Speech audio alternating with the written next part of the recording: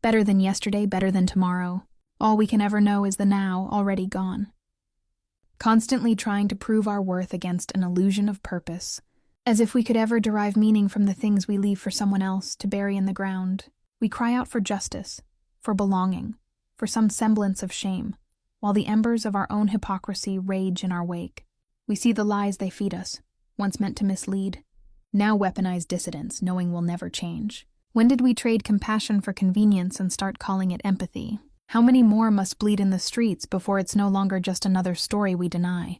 When we can no longer protect our own children from blood-soaked hallways, we ignore the humanity. We try to make it about the objects of destruction, because that is all we have ever learned to worship, convincing ourselves it is justified as freedom, just to ensure the capital machine keeps feeding at all costs. But don't worry, it's only a game, the same one we've been playing for centuries. We simply forgot. It doesn't start with fire or fury.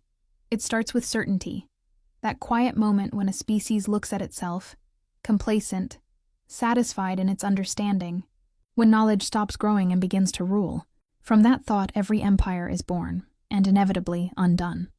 When we stop seeking truth, we start the decay.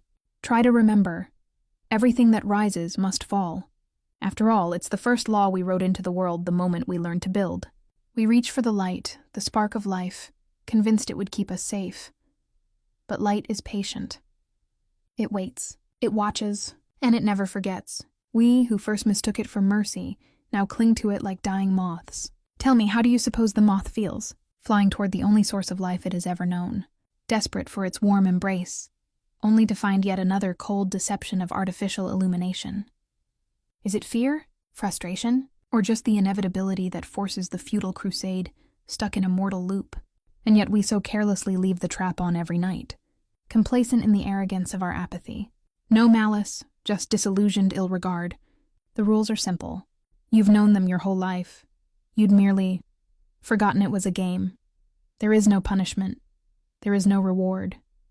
Only consequence.